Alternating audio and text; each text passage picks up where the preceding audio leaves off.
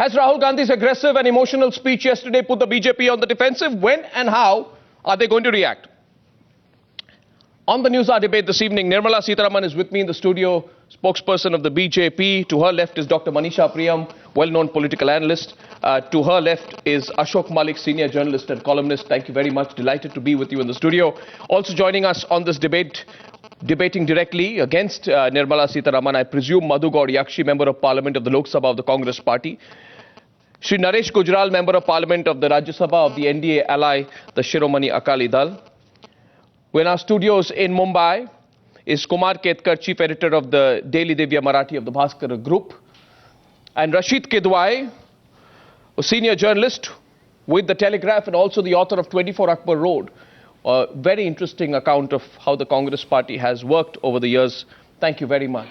Ladies and gentlemen, begin by asking, Nirmala Sitharaman, is the BJP on the defensive, on the back foot? Emotionally surcharged speech. Everybody seems to be saying this was a raw touch and feel to the speech. Well, our response to Rahul's speech is one thing, and to also in that context to say that BJP is in a disarray is completely baseless. Because after the successful completion of full 3 years, a presidential election which is due is happening now, and the process will be completed hopefully on the 23rd, then we'll know who the next president is. My question was first on Rahul's speech. On Rahul's speech, my question to you is, are you on the back foot? You know, given the momentum that that speech has got, how much it is being talked about, there is a feeling that there was a lot of heart in the speech, which was missing in earlier Rahul appearances. Would you concede so much, even if the Congress party is your greatest rival? No, to assess a speech which is made to the party workers on his elevation on becoming the vice president is one thing. And to have to then say, oh, are you in the back foot is absolutely not right. The good speech or bad speech? No, I've already said it is. Was it a good speech? It was a very idealistic speech. There is no doubt. And that was my first response when I addressed the press Idealistic yesterday. In a sarcastic manner, positive manner? Even Rajiv Gandhi had given a very idealistic speech in 1985.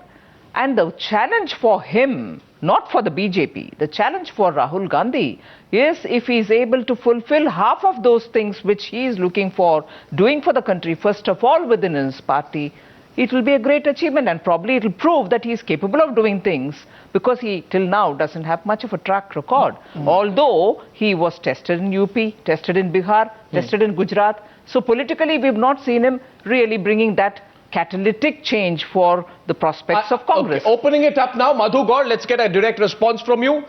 The criticism to Rahul Gandhi's speech, there were a lot of positives which I've already talked about. High on emotion, low on substance. No clear solution. Don't have a roadmap.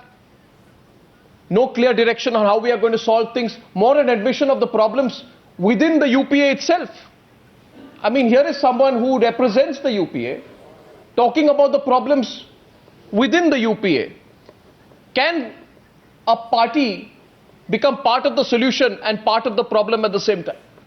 Arnav, as you rightly, I am glad that you appreciated his speech. And also nice to hear Nirmala Sitharaman's acceptance of how it is, at least he's saying it's idealistic. But what I would like to quickly, one point would like to draw through you to the nation. Always the media and the BJP keep on saying Rahulji's involvement in the Gujarat and Bihar and UP elections, and forgetting the fact at the same time Congress winning in Himachal and Uttarakhand. So this is absolutely unfair to a leader. When is a win, you don't attribute to him. When is a loss, you're trying to attribute to the leader. It is absolutely unfair. Two, his speech itself. No, one second. You are Mr. Yakshi, allow me one limited intervention. I already see one hand go up in the debate. Okay, I'm going to open this up to everyone. We'll keep it slightly unstructured. Mr. Yakshi, my question is very simple. Am I wrong in assessing that what Rahul Gandhi is trying to do, he's drawing a line between him and his team from the existing UPA and the UPA team, therefore trying to take the place of the opposition? And my question to you is, do you think that is going to work? Absolutely not. If you listen to his speech, I don't think he tried to draw any distinction or differences within the UPA. He tried to motivate the entire Congress party, rank and file. Not only the Congress party, he has ability and leadership what the 21st century India is looking for. What the youth of the country is looking for, a leader who is committed for the country, committed for the people, and making these people involving in the decision making. And I don't see, I was present there, and Rob, I don't see any Mr. Yakshi, I don't know. I'm going to take a quick rebut and then open this up. Nirmala Sitharaman, you take that line. Everyone Mr. together. Yakshi. Mr. I did not find. My response No, I did not find the. Rahul is in the UPA. He is part of the Congress. In fact, a very elevated leader of the Congress. But he spoke as though the problem facing the country, the lack of governance, the corruption that he was referring to, people standing up and speaking about corruption. Many of the cabinet ministers themselves are still not accountable or answerable for many of the corruption charges against them. So, in all, I'm not getting back again leader of the main opposition party. Speech, but the sum and substances that he very clearly, being there, wants to speak as though he is not part of the UPA, not part of the Congress, and as though it's all problem. Is that not possible to do that? Can he not have a different point of view from within the system? He can, provided, that is where I've said, if you're speaking like an opposition leader, please prove that what you've said you will be able to do within your party first, much before you want to, if at all, become the Prime Minister and prove for the country. To our participants, opening it up first to our participants here in the studio, to Ashok Malik and to Manisha Priyam. Do you think Rahul Gandhi was trying to draw a distinction between himself and the rest of the Congress party, himself and the UPA government? But look, this is the beginning of an election campaign in a sense, because the elections are coming 15 months. Now, Rahul, like the Congress, realizes there is an anti-incumbency mood against UPA, too, against the Congress. There is the hostility in urban India at least. He has to, there was one interesting line in his speech where he says nations are not built only on plans and schemes, they're also built on hope. So he is going to project himself, and that's the only card he can play, as the future, as hope. And say, forget the past, whatever has happened, even if it's happened with the UPA government, trust me, we'll build hope. Now, I'm not suggesting this will work. This is, some people give would an call example it, when something like this has worked, when someone has 2006, West Bengal, Buddhadev Bhattacharya campaigned against 30 years of CPM rule and said, let's build an economy. Manisha, what do you think? I'm not saying it will work here. But he's trying that.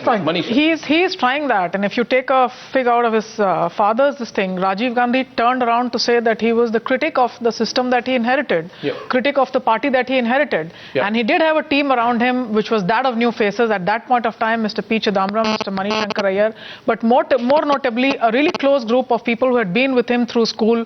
This was the Arun Nehru and the Arun Singh type of... Did Rajiv Gandhi purge the system? No, he was unable to. The history tells us that he was unable to purge the system. Now, unlike Rajiv Gandhi, Rahul Gandhi has been trying to purge the system for a while.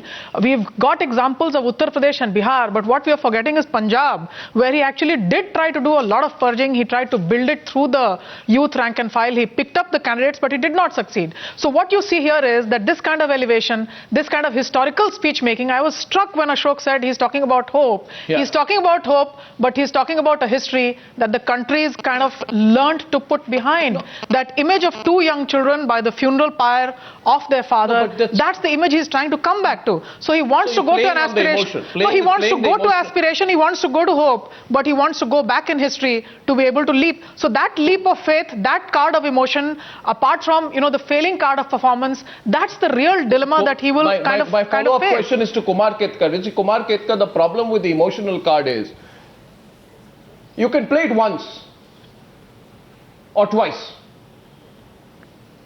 The emotional card alone, will not work in isolation, can it? But Arnav, actually, it may work within the party, but outside the party.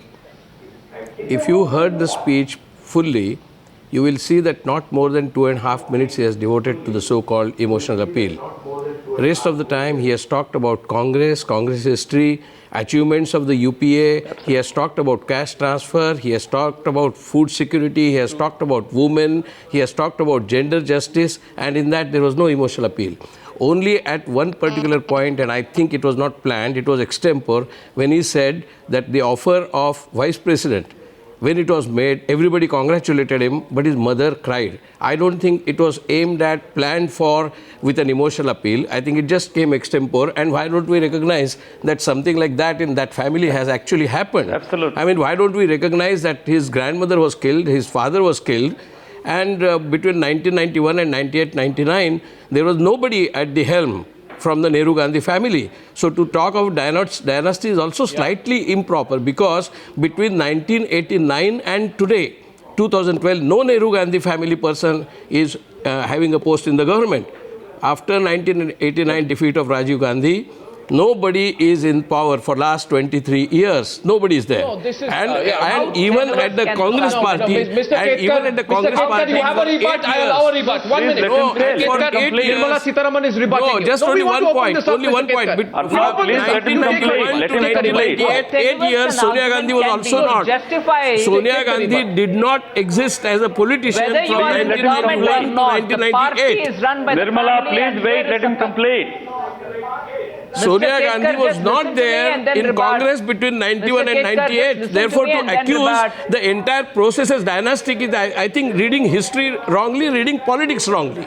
No, just listen to me for a minute. You may read it rightly, but I don't Nirmala, see a please logic let him in the reading complete. that you're doing. It's unfair to If interfere. the party is run by the family, and the elevation of a member who carries the name of the family, the inheritor of the family name, is being from General Secretary to Vice President, and there's a lot of clamor about it. It certainly reinforces the argument of dynasty. Whether we want to argue over that or not, whether this is the way in which a democratically run party should be run is what the people are asking. Now, if you're giving an interpretation to history itself, which is completely illogical, of course, we can't question your right on doing that, but it cannot his father be more is the Chief Minister of Himachal. But are these, Nirmala, are these facts wrong that between 91 and 98, neither Sonia nor Rahul, nobody existed from Nehru Gandhi family in the Congress? Sonia Gandhi kept herself away so much, she did not even remove her sunglasses for 8 years. Can you deny that? She did not even remove her sunglasses and nobody was consulting her. Narasimha Rao was the chief. And even after that, Absolutely. when Devegowda government came, it was Sitaram Kesari who was heading the... Till 1998, Sonia Gandhi did not come on the scene at all. And So for you 7 saw- years, there was no Nehru, no Gandhi. And in power terms, nobody is in the cabinet or the prime minister And you for saw- 23 years. and So you why don't saw- we recognize this fact? and you saw Are these how not the facts? family- Are these not facts?